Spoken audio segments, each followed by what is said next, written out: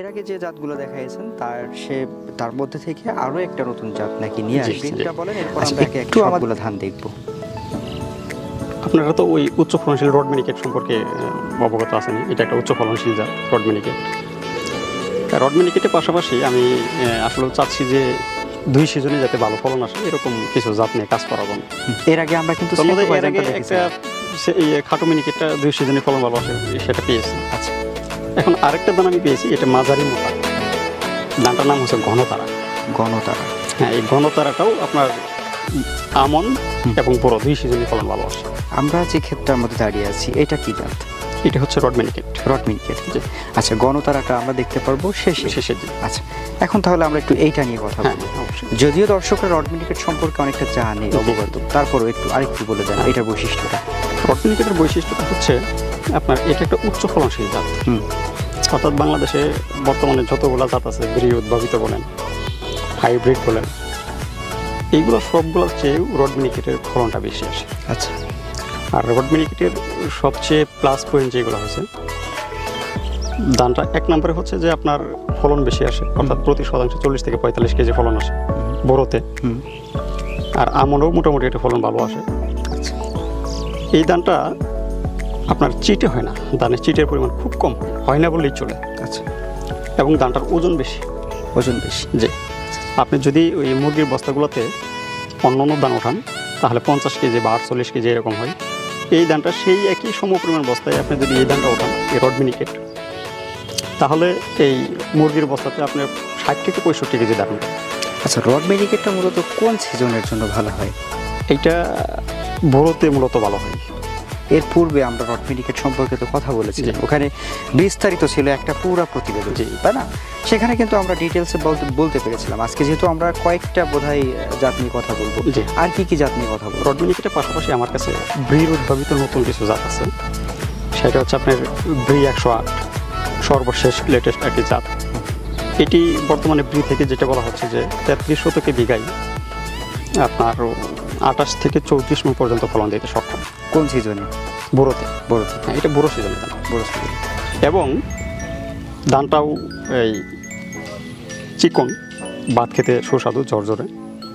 ধানটা একদম প্রায় কাটারের মতোই আর কি, কাটারের বিকল্প হিসেবেও ধরা যায়। ব্রি 108। এরপরে আছে বাসমতি টাইপের ব্রি 107। এটাও একটা উচ্চ ফলনশীল জাত।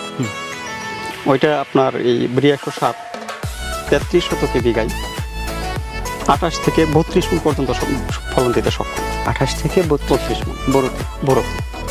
এছাড়া আমার কাছে আরও যেগুলো আছে আপনার এই ব্ল্যাক রাইসের 2টা জাত আছে, চায়না ব্ল্যাক রাইস এবং ভিয়েতনামি ব্ল্যাক রাইস। ওইগুলো উচ্চ ফলনশীল জাত এবং উচ্চ মূল্যের ধান। এই যে উচ্চ ফলনশীল এক এক ধরনের জাত আমরা পাচ্ছি, এর মধ্য থেকে কি আপনি বাছাই করে আসলে কোনোটাকে এগিয়ে রাখছেন কিনা, বা কেমন কি, এটা যদি একটু বলতেন আমাদেরকে। হ্যাঁ, এর মধ্যে থেকে সবচেয়ে এগিয়ে রাখছি এটা হচ্ছে রড মিনিকেটকে আমি সবচেয়ে এগিয়ে রাখছি। রড মিনিকেট। আর রড মিনিকেটের পরেই যেগুলার স্থান, এইগুলো হচ্ছে ব্রির উদ্ভাবিত বেশ কিছু এখন ভালো জাত আছে।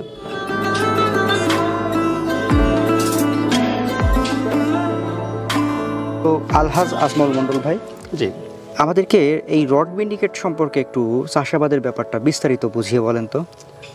রড মিনিকেট ধানটা চাষাবাদের সেরকম বিশেষ কোনো পরিচর্যা করতে হবে এমন কিছু না, অন্যান্য ধানের মতোই। এটা কি বাংলাদেশের সব জায়গাতে হবে? হ্যাঁ, সব জায়গাতে হবে। কি ধরনের মাটিতে এটা ভালো? এটা সব ধরনের মাটিতেই প্রযোজ্য। সব ধরনের মাটিতে। আচ্ছা, যে কিছু কিছু ক্ষেত্রে থাকে হচ্ছে আমাদের জমিনগুলা কিছুটা উঁচু থাকে, কিছুটা মাঝারি উঁচু, কিছুটা নিচু। এটা উঁচু, নিচু এবং মাঝারি সব ধরনের জমিতেই। হ্যাঁ, এবার আমরা চাষাবাদের ব্যাপার। এটা চাষাবাদ শুরু থেকে একেবারে চারা থেকে শুরু করি। এটা আপনার চারাটা যদি বড়োতে 30 থেকে 35 দিনের চারা রোপণ করা যায় সবচেয়ে বেশি ভালো হয়। তবে বড়োতে কিন্তু আপনার ওই আবহাওয়ার কারণে হয়তো বা 30-35 দিনে চারা হয়ে সারে না। সেই ক্ষেত্রে যদি চারা বয়স মোটামুটি একটু বেশি হয়ে যায় তাতে কোনো সমস্যা হয় না। এটা বড়োতে রোপণ করতে হবে আপনার সারি থেকে সারির দূরত্ব দিতে হবে 8 ইঞ্চি, সারির ভিতরে 6 ইঞ্চি পরপর। প্রত্যেক গুছিতে 2 থেকে 3টি করে চারা দিলে যথেষ্ট। আচ্ছা, আর এটা সার ব্যবস্থাপনাটা করতে হবে আপনার, আমি শর্টভাবে বলতে পারি, কারণ বাংলাদেশে যেহেতু এক জায়গায় মাটির উর্বরতা এক রকম, তাই নির্দিষ্ট করে বলাটা ঠিক হবে না। সবচেয়ে সহজভাবে বোঝার যেটা উপায় হলো যে কৃষক তার যে জমিতে চাষ করবে, ওই কৃষকের ওই জমিতে 29 লাগাইলে যে পরিমাণ সার দিত, 29-এর সম পরিমাণ সার ব্যবস্থাপনা করলে এটা হয়ে যাবে। আচ্ছা, তার মানে এই এটা জিনিসটা মাথায় রাখলে হয়ে যাবে। আলাদা তেমন কিছু না, না। আলাদা তেমন কিছু না। আচ্ছা, এটা আপনার তবে 29-এর সমপরিমাণ, 29-এ কিন্তু আপনার অন্যান্য ধানের চেয়ে একটু সার সামান্য বেশি খাই, এই ধানটা 29-এর সমপরিমাণ সার খাই আর কি। আচ্ছা, গোছায় কয়টা করে দেন? 2 থেকে 3টা করে দিলে হয়ে যাবে। সেখান থেকে কয়টা আশা করা যায়? এই তো আপনার সর্বনিম্ন 18, সর্বোচ্চ 25। সর্বনিম্ন 18, সর্বোচ্চ 25। এবার যদি আমরা একটু ধানের কোয়ালিটি নিয়ে কথা বলতে চাই, ধানের যে কোয়ালিটি আমরা দেখতে পাচ্ছি, জি। আচ্ছা, এই যে আপনার এক একটা শীষে মোটামুটি ধানের সংখ্যা কেমন আছে, এরকম কোনো হিসাব করছেন কিনা, বা কেমন ওজন হইতে পারে একটা শীষের ধানের পরিমাণের ওজন? এইটা বড়তে আপনার সঠিকভাবে করতে পারলে 250 থেকে 400 পর্যন্ত প্রত্যেক শীষের দাম থাকে। আচ্ছা, এটা লাগানোর ভিন্নতার কারণে বা পরিচর্যার ভিন্নতার কারণে ছোট বড় হতে পারে। তবে সাধারণত স্বাভাবিক যেটা হয়, এটা 250 থেকে 400 পর্যন্ত দামটাই বেশি থাকে আর কি।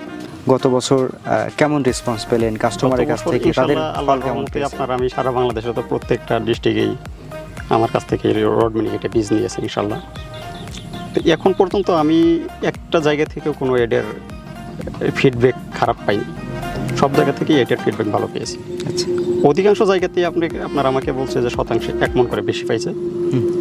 হ্যাঁ, কিছু কিছু জায়গায় হয়তো বা 10% জায়গায় আমি তথ্য পেয়েছি যে 45 কেজি পর্যন্ত পেয়েছে, এবং 10% জায়গায় আমি তথ্য পেয়েছি 35 কেজি করে হয়েছে শতাংশে। আচ্ছা, তবে বেশিরভাগই 80%ই রেজাল্ট আসছে শতাংশে 1 মণ। শতাংশে 1 মণ। তাহলে আমরা এটা বলতে পারি সহজেই যে রড মিনিকেট ধানটা শতাংশে 1 মণ ফলন পাওয়া যায়। হ্যাঁ, সম্ভব। আচ্ছা, ভালো করতে পারলে, মানে সর্বোচ্চ ভালো হলে 45 কেজি পর্যন্ত আসে। যেমন আমি গত ভোরতে যে ধানগুলো চাষাবাদ করছিলাম, আমি অধিকাংশ জমিতে শতাংশে 1 মণ পাইছি। একটা জমি আপনার 22 শতক জমি রোপণ করছিলাম আমি, 22 শতকে চালা যারা করে শুকায়ে 24 মণ 20 কেজি বীজ পেয়েছে। তাই 22 শতক জমিতে 22 শতকে 24 মণ, তো শুকানোর পর? শুকানোর পর বিরাট ব্যাপার। মানে খুব সুন্দর ধান হয়েছিল। এবছরে কতটুকু করলেন রড মিনিকেট? রড মিনিকেট আছে 1 একর জায়গা আছে। 1 একর। যাই হোক, আমরা রড মিনিকেট নিয়ে অনেক কথা বললাম, আমাদের আরও কিছু আইটেম রয়েছে। আমরা কিন্তু ইতিমধ্যে ব্রি 108, ব্রি 107 সম্পর্কে জেনেছি। আমাদের আজকের যে লিস্টটা ছিল হচ্ছে গণতারা প্লাস ব্ল্যাক রাইস, এই দুইটা সম্পর্কে আমরা একটু জানবো। এটা কোথায় গেলে আমরা পাবো? এটা আপনার পাশে যাই দেখতে পাবেন। পাশে? হ্যাঁ, তাহলে চলেন যাওয়া। চলেন।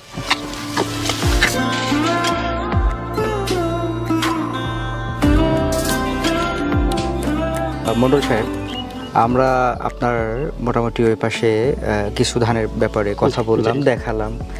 এটা হচ্ছে আপনার গণতারা। এটার একটু বৈশিষ্ট্য সম্পর্কে? এটার বৈশিষ্ট্য হচ্ছে এই ধানটা আপনার এই 2 মৌসুমে উচ্চ ফলনশীল, আমন এবং বোরো। আচ্ছা, কোয়ালিটি কেমন ধানের? ধানটার কোয়ালিটি হচ্ছে আপনার মাঝারি মোটা। মাঝারি মোটা। অনেকেই আপনার এই বলে যে ভাই চিকনের পরবর্তীতে আমরা মোটা লাগিয়ে দিতে, মোটা দেন।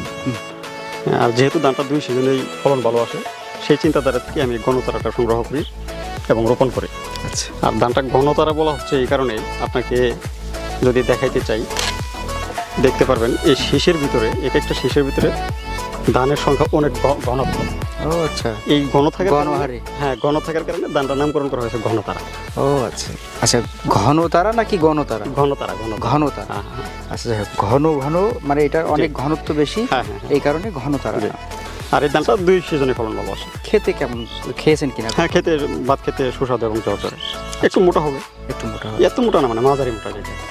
আপনার বাকি সব ধানের সাথে যদি এটার একটু মানে তুলনা করতে চাই, তাহলে এটাকে কোন ক্যাটাগরিতে রাখবেন? ফার্স্ট ক্যাটাগরি, সেকেন্ড ক্যাটাগরি, নাকি থার্ড ক্যাটাগরি? না, এটা সেকেন্ড ক্যাটাগরিতে। সেকেন্ড ক্যাটাগরিতে। যাই হোক, তাহলে মোটামুটি আমরা কয়েকটা ধান সম্পর্কে কথা বললাম।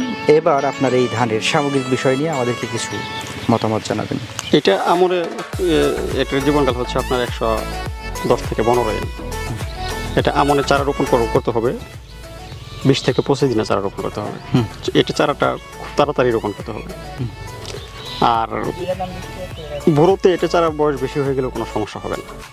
আর রোপণের বৈশিষ্ট্য একই, 3.5 থেকে 2.5 8 ইঞ্চি, সারের ভিতরে দিতে হবে 6 ইঞ্চি, প্রত্যেক গুছিতে 3 থেকে 4টি করে চারা দিতে হবে। আর সার ব্যবস্থাপনাটা এইটাতেও আপনার ওই আমনের সময় আমনের যে হাইব্রিড ধানগুলো লাগা, হাইব্রিড ধানের সম পরিমাণ সার ব্যবস্থাপনা করতে হবে। এবং বুড়োতে 29 দিনের সমপরিমাণ সার ব্যবস্থাপনা করতে হবে। এটা বুড়োতে যে আমনের জীবনকাল হচ্ছে 110 থেকে 15 দিন, বুড়োতে হচ্ছে 145 থেকে 50 দিন, অর্থাৎ 29-এর সাথে আসে। আচ্ছা, তো আমরা যে ধানগুলো আজকে দেখলাম, রড মিনিকেট 108, 107, জি, ঘনতারা ঘনতারা, ঘনতারা আর হচ্ছে ব্ল্যাক রাইস, জি। এর মধ্যে আপনি কোনটাকে এগিয়ে রাখবেন? সবচেয়ে ফার্স্ট যেটা থাকবে এটা হচ্ছে রড মিনিকেট। রড মিনিকেটের আসলে কোনো ধানের সাথে জড়ি হয় না। রড মিনিকেটের পরেই আপনার যেগুলো বললেন এইগুলোর স্থান প্রায় পাশাপাশি, বেশি একটা কম বেশি না। আচ্ছা, আর ঘনতারাটা মোটার ভিতরে একটা উচ্চ ফলনশীল জাত, আচ্ছা, অর্থাৎ প্রতি 33% এটি আপনার ভোরতে আমনে আসবে আপনার 20 থেকে 25 মণ। আচ্ছা, আর ধানটা চিটে হয় না, চিটের পরিমাণ খুব কম। আর আমন ভোরতে আসবে হচ্ছে আপনার 33 থেকে বিঘায় 28 থেকে 34 মণ এর ভিতরে।